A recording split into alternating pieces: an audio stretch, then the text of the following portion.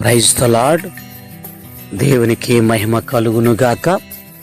ఈరోజు దేవుని వాక్యం వినుచున్న మీకందరికీ నా హృదయపూర్వక వందనములు తెలియజేస్తున్నానండి.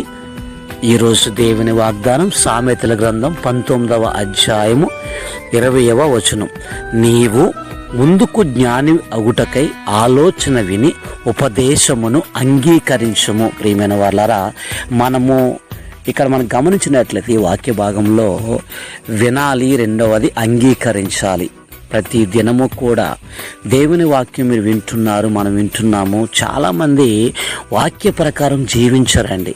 ఆ వాక్యాన్ని మర్చిపోతూ ఉంటారు, అపవాది ఎత్తుకుని పోతూ ఉంటుంది. అయితే ఆ వాక్యం విన్న నీవు హృదయంలో ఆ మాటలు ఉంచుకోవాలండి. ఉంచుకుని దాని ప్రకారము జీవించాలి, దాని ప్రకారం అంగీకరించాలి. ఆ వాక్యాన్ని విని ఉపదేశమును అంగీకరించాలి, ఆలోచన విని ఉపదేశం అంగీకరించాలి. వినుమట్టు వారు మాత్రమే కాకుండా మనం దాని ప్రకారం జీవిస్తేనంట ఇక్కడ అంటున్నాడు, నీవు ముందు జ్ఞాని ఒకటకై. అంటే దేవుడు జ్ఞానవంతులుగా చేస్తారు కనుక జ్ఞానవంతుడు ఏం చేస్తాడంటే దాని ప్రకారం చేస్తాడు. వినేసి మర్చిపోడు కానీ దాని ఆచరణలో పెడతాడు. ప్రియమైన వాళ్ళారా, మన జ్ఞానవంతుడు పలానా జ్ఞాని అని ఎట్లా చెప్పుకోగలుగుతామంటే ఆలోచన వింటాడు, తర్వాత ఉపదేశం అంగీకరిస్తాడు, ఆయన దాని ప్రకారం జీవిస్తాడు. కనుక వాక్యం వింటున్న మనం కూడా ఎత్తబడుతున్న వాక్యాన్ని మనం నెమరు వేసుకోవాలి, దాని ప్రకారం జీవించాలి. గమనించండి, చాలామంది వింటారు కానీ దాని ప్రకారం జీవించరు. ఇప్పుడు కరోనా వ్యాధితో మనం బాధపడుతున్నారు చాలామంది. ఈ కరోనా వ్యాధి నుంచి మనం రక్షించుకోవాలంటే బయటికి వెళ్ళేటప్పుడు ఖచ్చితంగా మాస్క్ ధరించండి అని చెప్తూ ఉన్నారు. నిజమే, వింటున్నాం. కానీ కొంతమంది మాస్కులు పెట్టుకుంటున్నారు, చాలా జాగ్రత్తగా వెళ్తున్నారు, ఇంటికి వస్తున్నారు, క్షేమంగా ఉంటున్నారు. కొంతమంది మాస్క్ పెట్టుకోవట్లే, మాస్క్ పెట్టుకోకుండా వెళ్ళిపోతున్నారు. అంటే తెలుసు, వీళ్ళకి మాస్క్ పెట్టుకోవాలని తెలుసు, కరోనా వ్యాధి ఉందని తెలుసు. అయితే కరోనా వ్యాధి కూడా ఇంకా మెడిసిన్ రాలేదని తెలుసు. అయినా కానీ ఈ మాస్క్ మాత్రం ధరించరు. కారణం ఏంటంటే వారు అంగీకరించట్లేదు. జ్ఞానవంతుడు ఏం చేస్తాడంటే అంగీకరిస్తాడు, వింటాడు, అంగీకరిస్తాడు.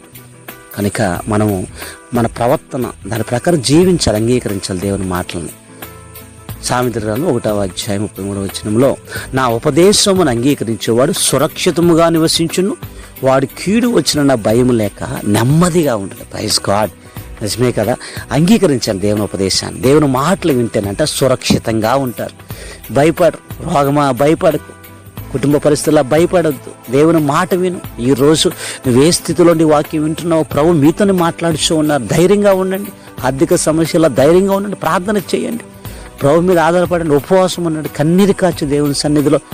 వాడు కీడు వచ్చిన నా భయము లేక నెమ్మదిగా ఉండి, ఎందుకంటే అంగీకరించాడు ఆయన. ఈరోజు నువ్వు అంగీకరించి మాటల్ని నమ్ము, దేవుని కార్యాలు మీరు చూస్తారు.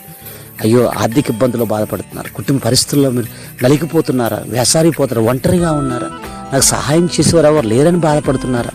అయితే దేవుని మాట నీ కొరకే. ఈరోజు ప్రభు మీతో మాట్లాడుతున్నాడు. ఏ స్థితిలో ఉన్నా, ఏ పరిస్థితిలో ఉన్నా నువ్వు దేవుని మాట మీద నమ్మిక ఉంచు, సురక్షితంగా నివసిస్తారు.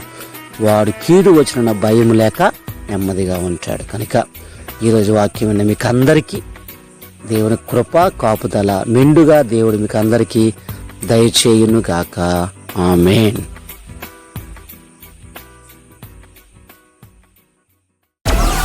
Download Moj.